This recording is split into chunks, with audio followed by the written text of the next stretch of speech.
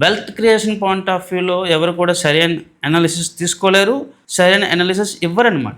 ఇప్పుడు నా ఛానల్లో చూస్తే చేవెళ్ళ ఏరియాలో కానీ, లేకపోతే ఇప్పుడు రీసెంట్ టైమ్స్లో తుక్కుగూడ ఏరియాలో కానీ అండ్ ఫార్మాసిటీ ఏరియాలో కానీ నేను ఎటువంటి బయాస్డ్ వ్యూ లేకుండా జెన్యున్గా మార్కెట్ ట్రెండ్ అనుగుణంగా, ప్రభుత్వం యొక్క మార్పులు అనుగుణంగా నేను చెప్పడం జరిగింది.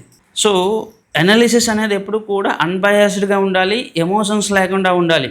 కొన్నిసార్లు నేను ప్రాజెక్ట్స్కో లేకపోతే బిల్డర్కి వ్యతిరేకంగా మాట్లాడవచ్చు, కానీ ఆ ఏరియా గురించి నేను ఎప్పుడు కూడా నెగిటివ్గా మాట్లాడను. కానీ చాలామంది ఏం చేస్తున్నారు, ఏరియా గురించి కూడా నెగిటివ్ మాట్లాడేస్తున్నారు. మనకి ప్రాజెక్టులు లేదో అని చెప్పి, మనకి ఇష్టం లేదని చెప్పేసి ఆ ఏరియాని ఎప్పుడు కూడా నెగిటివ్ చెప్పకూడదు. నా దగ్గర ప్రాజెక్ట్ లేకపోయినా కూడా నేను ఆ ఏరియాలో ల్యాండ్ వాల్యూ పెరిగితే మంచిదని చెప్తా, కొనుక్కోండి అని చెప్తా. నా లాంగ్ వీడియో చూస్తే 30 minutes 40 minutes లెంత్ వీడియో నేను చేయవలసిన అవసరం నాకు లేదు. కానీ ఎందుకు నేను చేస్తున్నానంటే కన్సెప్ట్స్ అనేది చెప్పాలి, గ్రౌండ్ రియాలిటీ చెప్పాలని చెప్తున్నాను.